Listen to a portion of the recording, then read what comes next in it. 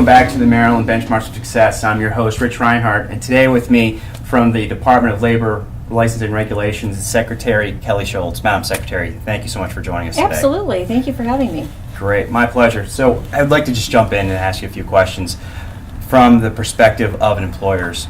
We've seen in Maryland some really great job growth happening throughout the past couple of years. It continues to rise. We see through industries such as retail, manufacturing, administrative, even health. You're just seeing that there's a lot of opportunities here in Maryland, and unemployment is still at a record low. But there is a common frustration by employers. They're still not being able to find the skilled, experienced worker that they need. On the flip side, we're also seeing record numbers from our state institutions graduating the next generation workforce, and they're still having that frustration of getting into that pipeline. So my question is, how can we better connect job seekers with our employers here in Maryland? Well, thank you for that question, because I think it's one of the most important dynamics that we can start to figure out the exact pieces of the puzzle and the solutions to that based on what we hear from employers every day. So here at the Department of Labor, we hear employers from every industry across the state, every demographic, every geographic location that's talking about their need for workers. And our primary goal here is to make sure that we're able to adjust to the economic growth in the state of Maryland and to be able to provide those resources.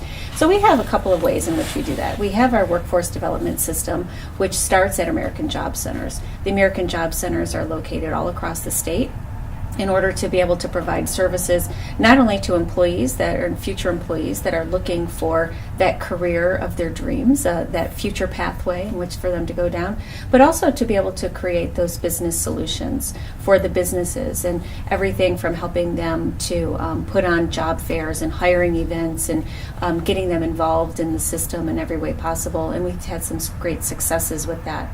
I think also the other way is some more personal services and understanding what we can do at the state with developing programs both at the state level and as partnerships with our local communities to make sure that we're addressing what the specific needs and the specific geographical economic development areas are that they have. And there's a lot of work to do, right, but there's a lot of opportunities and possibilities.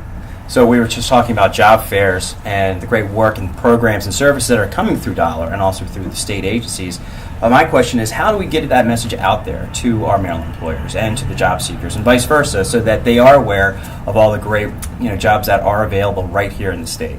Of course, and that's the question of the day. I think it's unfortunate, an unfortunate truth that we have been able to realize that what we do here at the Department of Labor has been probably one of the best kept secrets in state government about the available resources that we have in order to be able to provide to employers. So over the last couple of years, we've done several things. And I think one of the main approaches is to make sure that the industry itself, those employers, those hiring managers, are involved in our process and our programs from the very beginning of the start of the programs, and to understand what their needs are. Right. And once that starts to become known throughout their industry, then we know that they have been coming to us.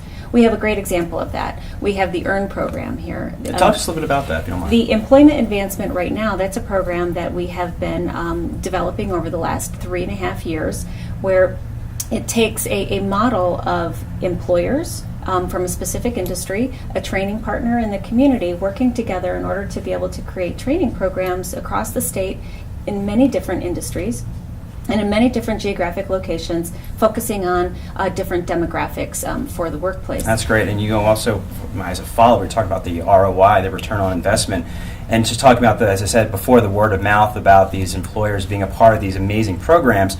What else is Department of Labor doing to kind of fill in those communication gaps beyond just bringing in the conversation early on about putting together this program? What sort of communication opportunities, like Dollar is looking to do?